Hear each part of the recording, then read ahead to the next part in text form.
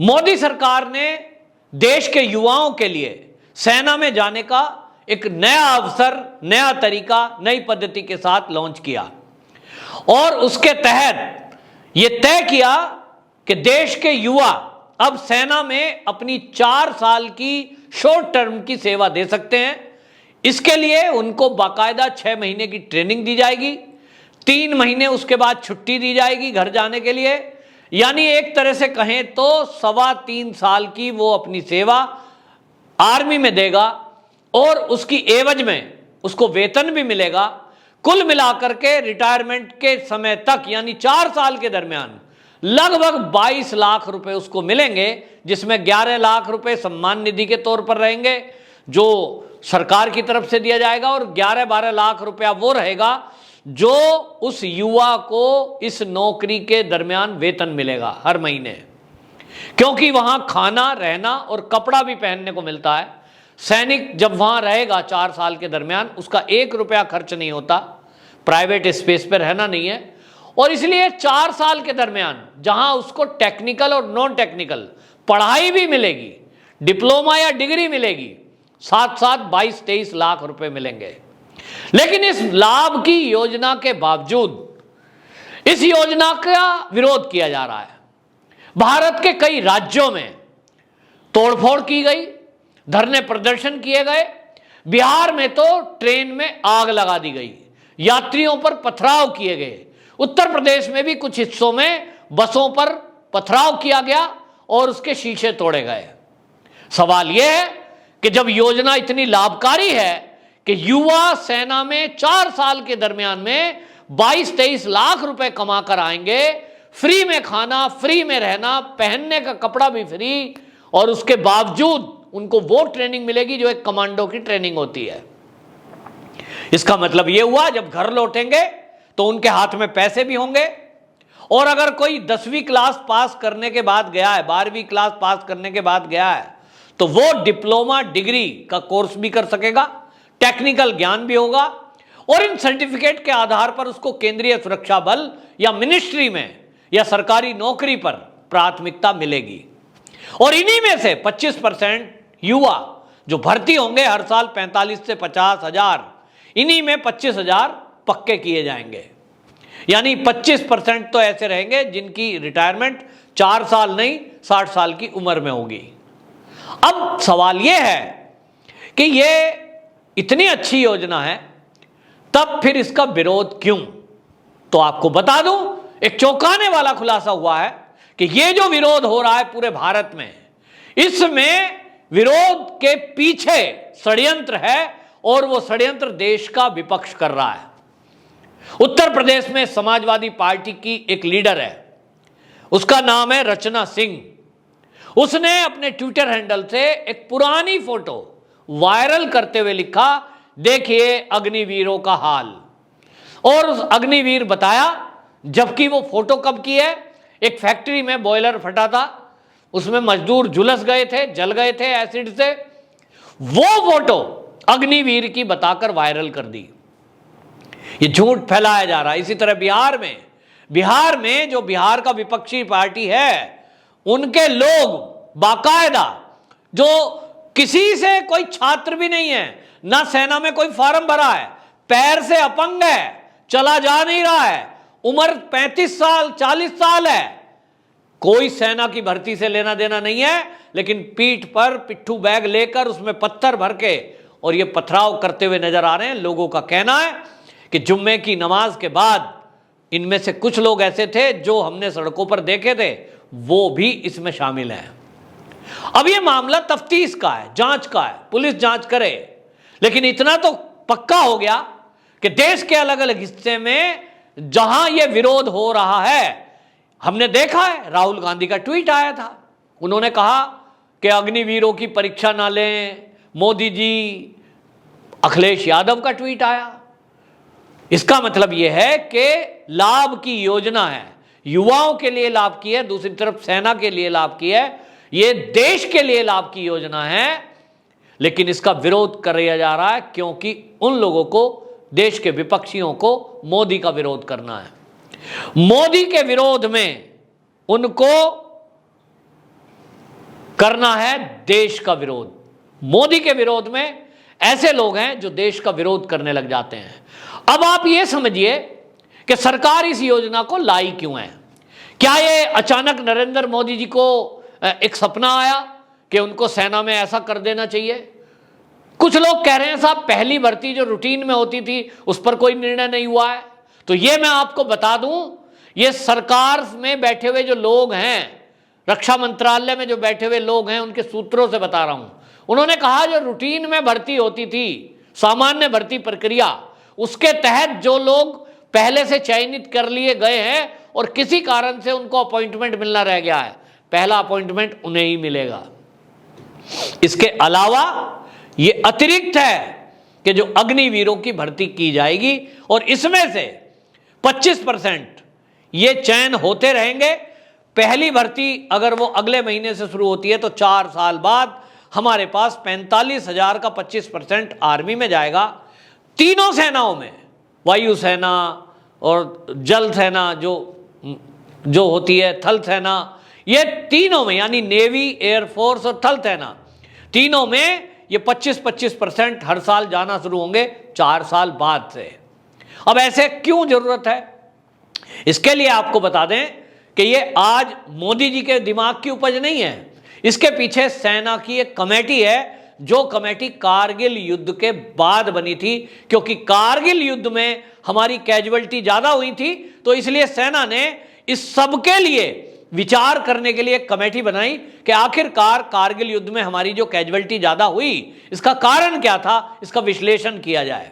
और जब विश्लेषण किया सेना की उस कमेटी ने, तो उसने पाया कि देश के अंदर जो सेना है हमारी, जो इस सेना में रिटायरमेंट की उम्र जो है वो ज्यादा है, 60 साल है, तो अफसर भी उसमें 58 साल में रिटायर होते हैं। और एक समय जब वो सेवानिवृत्ति के आसपास हो, यानी उसकी उम्र 50 के ऊपर की है और उसकी तैनाती ऐसी जगह हो जहां पहाड़ पे चढ़ना है, जहां युद्ध -40 डिग्री टेम्परेचर में करना है, और इसके लिए वो तैयार नहीं है क्योंकि शरीर वृद्ध हो चुका है। तो सेना में ये उस समिति ने, सेना की जो समिति थी, उसने अपने विश्लेषण में, अपनी रिकमेंडेशन में बाकायदा ये कहा कि जो हमारी सेवा है वो अभी तक जो होती है वो 20 साल का बच्चा भर्ती हो गया, इसको उन्होंने कहा कि इसमें 17 साल की सेवा की जाए। जो आज की वर्तमान है, वर्तमान में 20 साल की उम्र में कोई बच्चा सेना में भर्ती हुआ लेकिन वो रिटायरमेंट कर रहा है 60 साल में, तो 60 साल में रिटायर होगा तो क्या होगा, 40 साल वो नौकरी कर पाएगा। 40 साल नौकरी करेगा तो बाद की अवस्था क्या होगी। और इसलिए ये कहा गया कि उनको 17 साल की सेवा केवल करने का अवसर दिया जाए, यानी 20 साल का बच्चा अगर भर्ती हुआ है तो 37 साल की उम्र तक उसको सेवानिवृत्त कर दिया जाए सेना से, और आगे फिर उसको केंद्रीय सुरक्षा बलों में ट्रांसफर कर दिया जाए। मतलब सेना से केवल सेवानिवृत्त होगा, नौकरी से नहीं होगा, उनको ट्रांसफर कर दिया जाएगा अन्य सुरक्षा बलों में, जहां उस तरह की आवश्यकता नहीं होती कि बर्फ में नौकरी करनी है तो पहाड़ पे चढ़ाई करनी है तो कहीं दौड़ लगानी पड़ सकती है या कुछ दिन भूखा रहना पड़ सकता है। और इसलिए उस समिति ने रिकमेंड किया सरकार को कि ऐसी योजना लागू करें कि बस केवल 17 साल नौकरी करें, उसके बाद सेवानिवृत्त कर दिया जाए और उसके बाद जो है बाकी समय अर्धसैनिक बलों में उनका ट्रांसफर कर दिया जाए। या दूसरी योजना उन्होंने ये बताई कि देश में जो युवा हैं, वो जो क्रीम है, वो हम तक कैसे पहुंचे। हर साल 40 से 50 हजार बच्चों को भर्ती किया जाए, उसमें हर साल फिर स्क्रूटनी की जाए, और जो वाकई में देश की सेवा करना चाहते हैं, वो नौकरी इसलिए नहीं कर रहे हैं क्योंकि कुछ पैसा कमाना है, टाइम पास करना है, वो नौकरी इसलिए कर रहे हैं कि वो भारत माता को अपनी मां मानते हैं, उनके अंदर रगों रगों में मां की सेवा के लिए जज्बा है। जैसा हमारे देश के CDS विपिन रावत जी, जो कि इस समय अब हमारे बीच नहीं है, उन्होंने एक कार्यक्रम में कहा था कि सेना की नौकरी नौकरी नहीं है, ये एक जज्बा है, देश की सेवा का, ये पैसे के लिए नहीं करता है कोई। तो वो जो जज्बा जिन बच्चों में है, जो देखा जाएगा, ऐसे ही 25% बच्चों को रेगुलर किया जाएगा, बाकियों को वापस कर दिया जाएगा अन्य सामान्य नौकरी करने के लिए। अब इसकी भी जरूरत क्यों पड़ी? इसके लिए कहा गया कि यदि जो रिटायर होने के बाद पेंशन लेते हैं, ओडी जो हमारे यहाँ मोदी सरकार के आने के पहले से मांग उठ रही थी, 1 रैंक 1 पेंशन योजना, इसको लागू करो। मोदी जी ने उस योजना को लागू कर दिया है। और इस योजना के तहत क्या हो रहा है? इस योजना के तहत यह होता है कि मैं आपको बता दूं, केवल समिति जो है उसकी रिपोर्ट है 1999 और सन 2000, उसका डाटा मेरे पास है। सेना की समिति ने बताया है कि सन 1999 और 2000 के बीच जो सेना का पेंशन का बिल था वो 6,932 करोड़ रुपए का था। अब आप समझ सकते हैं, ये कुल जो बजट है सेना का, उसका 2/3 है। और इसलिए सेना की समिति ने रिकमेंड किया कि जो बजट है सेना का, वो कुल बजट में पेंशन में मोटा बजट चला जाता है। और इसलिए सेना को जो नए हथियार खरीदने हैं, आधुनिक हथियार खरीदने हैं, टेक्नोलॉजी जो अपना अपग्रेड करना है, उसमें उतना पैसा नहीं खर्च कर पा रहे हैं। इसका आंकड़ा लगाइए, 2020-21 में जो रक्षा का बजट है वो सरकार ने, मोदी सरकार ने 5.25 लाख यानी 5.25 लाख करोड़ रुपए रखा है। और इस 5.25 करोड़ में, रक्षा के बजट में जो मोदी सरकार ने 2021 में रखा है, इसमें से 1,19,696 करोड़ रुपया, 1,19,696 करोड़ रुपया वो केवल पेंशन में खर्च हो जाएगा।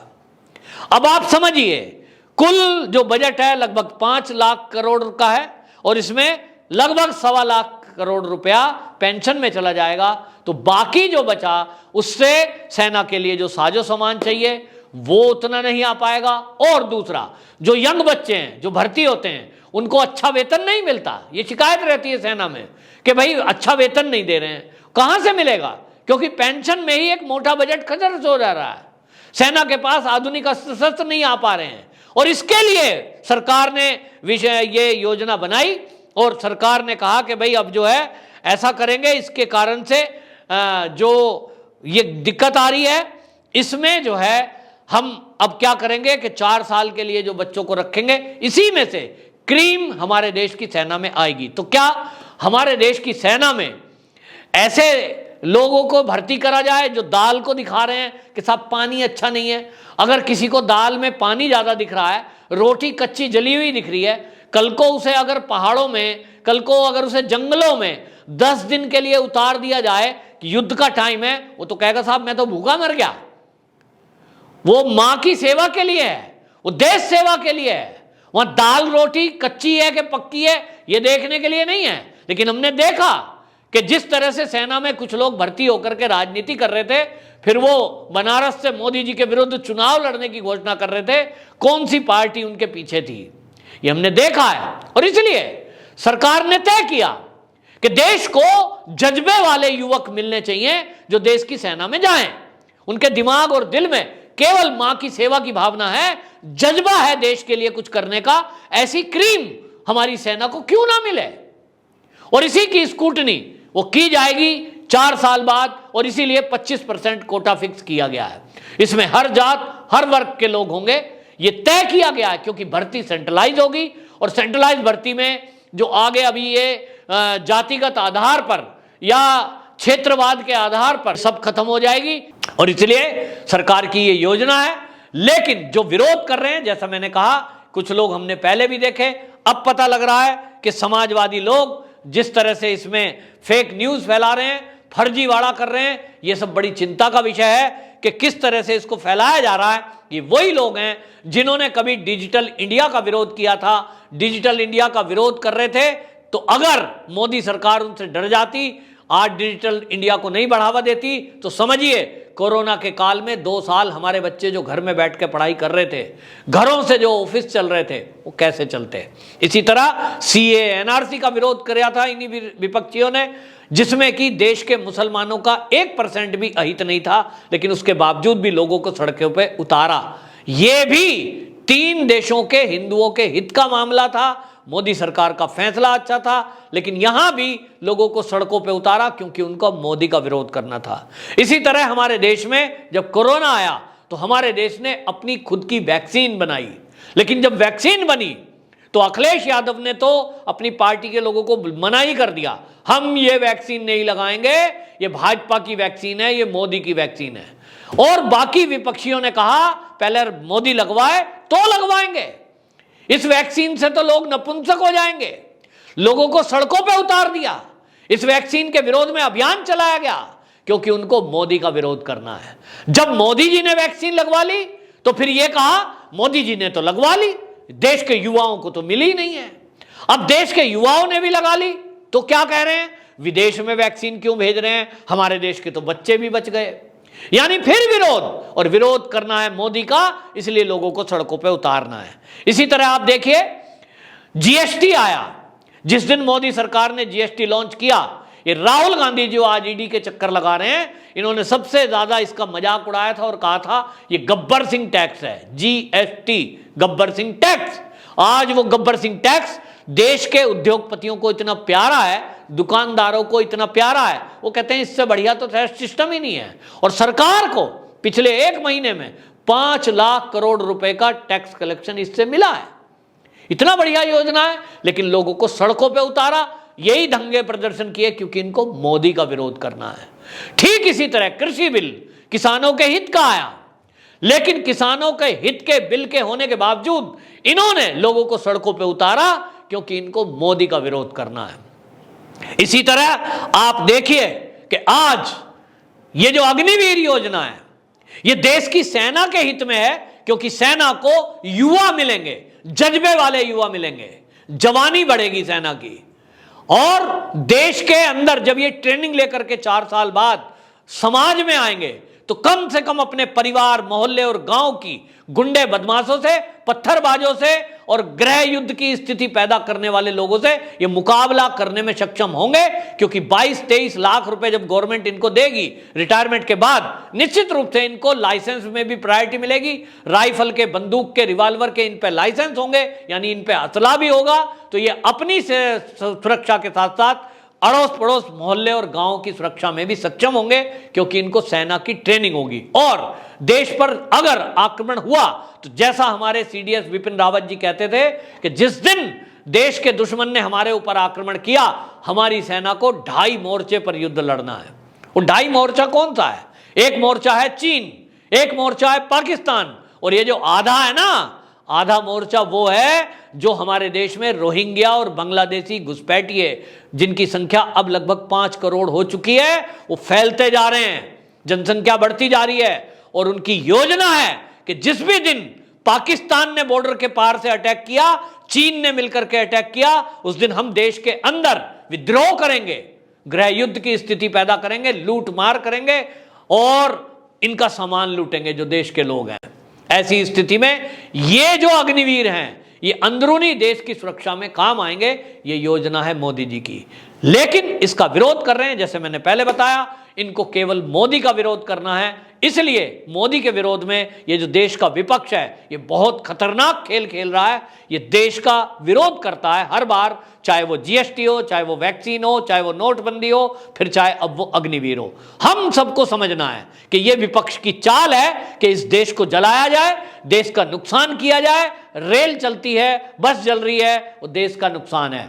और ये जो सड़कों पे उतरे हुए हैं, निश्चित रूप से इनका कोई सेना से लेना देना नहीं है। ये पार्टी के कार्यकर्ता हैं, गुंडे हैं, वो गुंडे जो पैसे के बल पर कुछ भी कर गुजरते हैं, सड़कों पे कभी भी उतर सकते हैं। इनकी साजिशों को नाकाम करना है, इनकी जानकारी आपको मिले, उनकी फोटो वीडियो पुलिस को दीजिए ताकि इन पे कार्रवाई हो सके।